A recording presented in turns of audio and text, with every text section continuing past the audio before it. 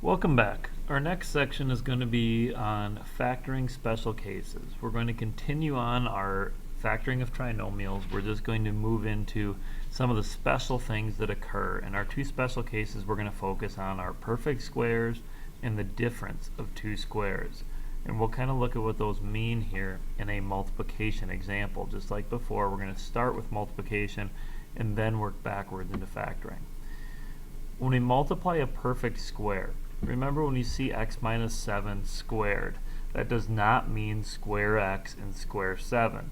That means we do x minus 7 times x minus 7, and we can use our shortcut we learned yesterday, where we can say those two numbers are going to add up to negative 14 and multiply to positive 49 to give us x squared minus 14x plus 49.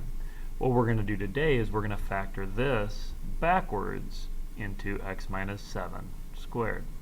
So in order to do that, a couple things you want to recognize. It always has to be an addition on the end in order to be a perfect square, because even if this is negative, negative 7 times negative 7 makes a positive 49. So in order to be a perfect square, the last constant term has to be positive and it has to be a perfect square. So that's kind of our recognition piece. If you see 49, 64, 25, any of your perfect squares on the end, you're going to be thinking a perfect square function. When we talk about the difference of two squares, what we're talking about is a scenario such as this, where you have x plus 3 times x minus 3. Technically, they're not the same. A plus 3 minus 3 is not a square, but we call it the difference of two squares because the sign changes, but the value stays x, and the value stays 3, we simply change the sign.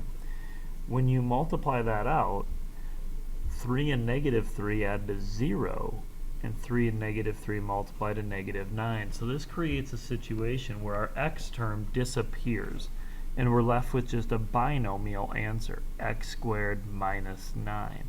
So again, your recognition here when we factor to go from x squared minus 9 to x plus 3 times x minus 3, what you're looking for is it's always going to be a subtraction of a perfect square with no x term. The middle term has been eliminated because it's 0. And this also brings up a vocabulary word that we're going to use in future classes, where this x plus 3 times x minus 3 is called the difference of two squares, or also they're called conjugates of one another. X plus 3 and x minus 3 are conjugates because when you multiply them, that middle term will become 0. Our first example is just going to be factoring exactly the same as you did yesterday, but your result is going to end up being either a perfect square or a difference of two squares. So when you look at this, we have a traditional trinomial where we're looking for two numbers that multiply to 25 and add to 10. Those numbers are 5 and 5. We should have had the recognition that it was plus a perfect square at the end, so that's going to factor to x plus 5 times x plus 5. But in order to write that in its simplest form, we would write that as x plus 5 squared. We want to make sure we are writing out our perfect squares in that form. Our next example is going to be x squared minus 81. Again, some recognition here. 81 is a perfect square, and it's a binomial. There's no x term in the middle. It's x squared minus a perfect square. Anytime you have that, that's going to be the difference of two squares, where we write it as x plus 9 times x minus 9. And again, we can always check by multiplying that out. 9 plus negative 9 is 0. That's why there's no x term. 9 times negative 9 is negative 81. To finish up our special cases, we're going to look at a combination factoring problem, where you have two different things going on in one problem. We have a trinomial here, 3x squared minus 12x minus 63. It's important for you to recognize we cannot do what adds to negative 12 and multiplies to negative 63 because of this 3 in front. That 3 says we can't use that shortcut. Our shortcut only works when that's a 1 in front. So, to begin with, we're going to recognize 3, 12, and 63 are all multiples of 3.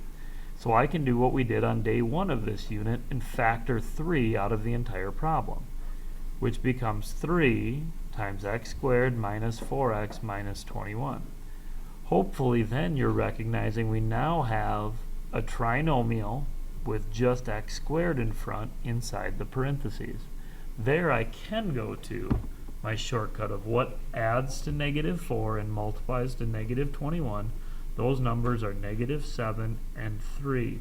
So if you come across a trinomial that has a number in front, what is called a leading coefficient, that number in front of x squared, we're going to look today to try to factor that out of all 3 terms so that we can write a trinomial that has a factor of a leading coefficient of 1, so we can factor it using our shortcut method. Good luck, and a reminder, if you have questions, make sure you're asking.